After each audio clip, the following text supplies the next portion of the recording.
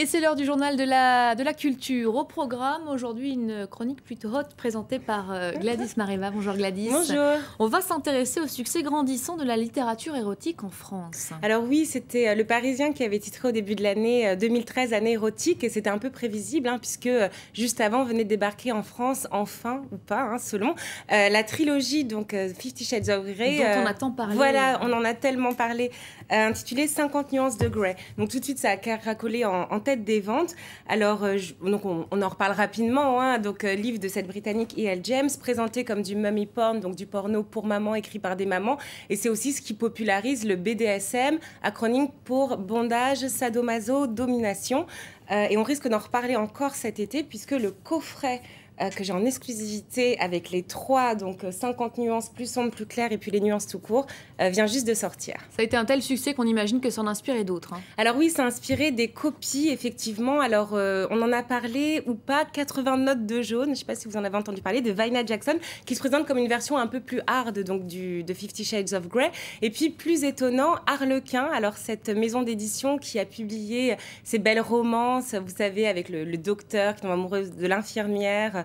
Donc voilà, des livres plutôt comme ça, La Vérité tout simplement. Eh bien, ils viennent de sortir une collection beaucoup plus hard qui s'appelle Mosaïque, avec des livres comme Sans limite, voilà. Donc qui est là, c'est carrément du BDSM. Alors, on retrouve d'ailleurs dans ce livre la tendance jeune innocente, homme d'âge mûr, comme souvent dans les copies. Et puis, il y en aura sans doute d'autres, puisque E.L. James vient juste de sortir à Londres un livre où elle explique, elle donne des conseils pour écrire son propre roman érotique. Et vous savez d'ailleurs, en France, les cours de nouvelles érotiques, ça marche de plus en plus. Donc voilà, peut-être qu'un jour, nous aussi, on écrira nos livres. Mais moi, ce qui m'intéresse plus que les copies... ou pas, mais je sais pas, on a le temps. Moi, ce qui m'intéresse plus que ces copies, c'est plutôt les livres qui vont détourner voilà, les romans qui marchent bien. Ça me fait beaucoup plus rire. Et c'est le cas de cette anthologie littéraire. Alors, à la base, ça devait s'appeler 50 nuances de cul, mais vous imaginez bien, on leur a dit, c'est pas possible, c'est copyright. Donc du coup, ça s'appelle tout simplement du cul.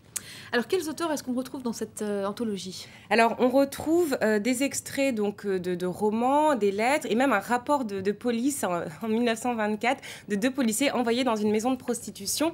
Alors, dans les auteurs, on retrouve des auteurs qu'on a habitués, dont on savait qu'ils écrivaient des choses érotiques, donc Pierre-Louis, Sade, Restif de la Bretonne. Plus étonnant, un extrait d'une nouvelle érotique de J.J. Ballard, qui est un peu l'écrivain d'anticipation sociale, qui s'appelle Orgasme Machine.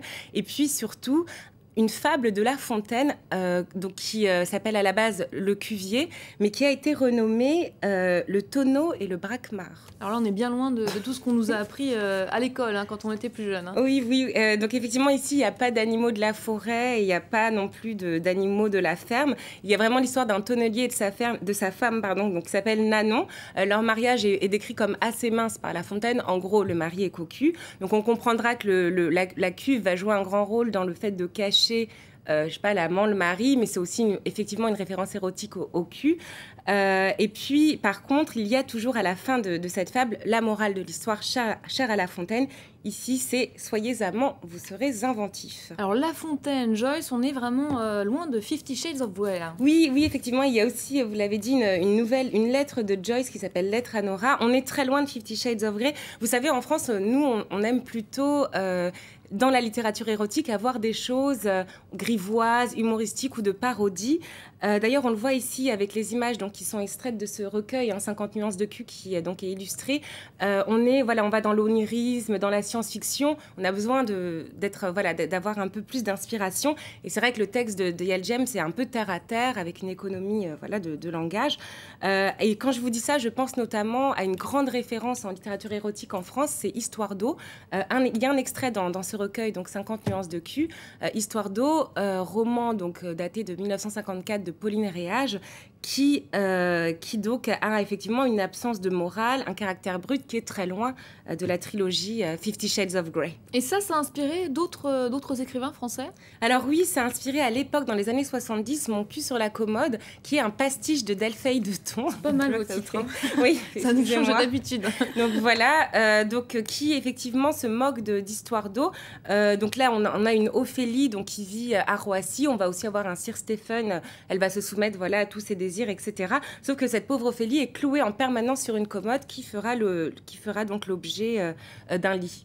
Alors, qu'est-ce qui a poussé Delfeuille de Thon à parodier Histoire d'eau? Alors en fait, c'est qu'à l'époque, Histoire d'eau, en 75, a été publiée en feuilleton dans l'Express. Donc voilà, on voit ici Delfeuille de Thon, donc publié dans l'Express. Et lui, ça l'a fait beaucoup rire. Donc collaborateur d'Harakiri, fondateur de Charlie Hebdo, il s'est un peu moqué de ce journal, cofondé quand même par François Giroud, qui était secrétaire d'État à la condition féminine, et qui publie un roman qui se présente comme une apologie du bonheur dans l'esclavage. Comment il s'en sort? Alors, lui, il peut effectivement rapidement se moquer de ce livre, puisqu'il a la liberté de le faire.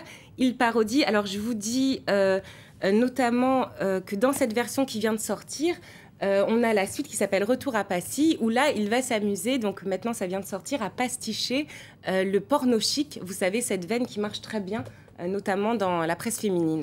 Alors, je sais que rien ne vous échappe, Gladys. Est-ce que vous avez repéré d'autres parutions dans les rayons de votre librairie cette semaine? Alors oui, j'ai remarqué la réédition de Gordon d'Edith Templeton. Donc c'est une histoire qui date des années... donc ça se passe à Londres en 1946. On retrouve une jeune fille qui vient d'arriver de retour de guerre, qui va tomber sous le charme de Gordon, qui est un psychanalyste aux yeux bizarres. Alors le plus intéressant dans cette histoire, qui je trouve manque un peu de la grandiloquence et de l'exubérance d'Histoire d'eau, c'est l'histoire derrière l'histoire. C'est-à-dire que Edith Templeton, à l'origine, en 66, quand elle publie ce livre, elle prend un pseudo. Elle se fait appeler Louise Walbrook, puisqu'elle raconte sa propre vie, sa propre expérience.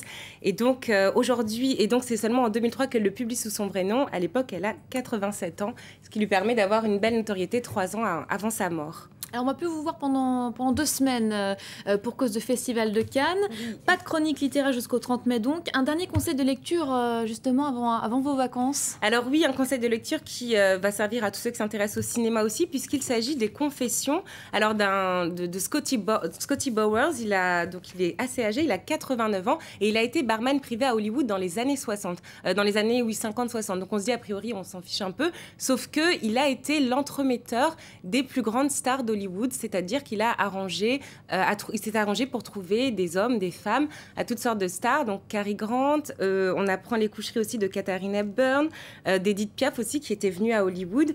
Et alors, moi, ce qui m'a le plus étonné, c'est les coucheries d'Edward VIII et de la fameuse Wallis Simpson. Donc c'est quand même l'ancien roi d'Angleterre. Et aussi John Edgar Hoover, premier directeur du FBI, qui à l'époque fait appel à Scotty Bowers pour passer une folle soirée.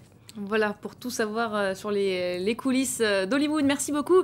Gladys Marival s'est éclatée cette semaine. Hein. Merci beaucoup. On vous retrouve donc dans 2 semaines.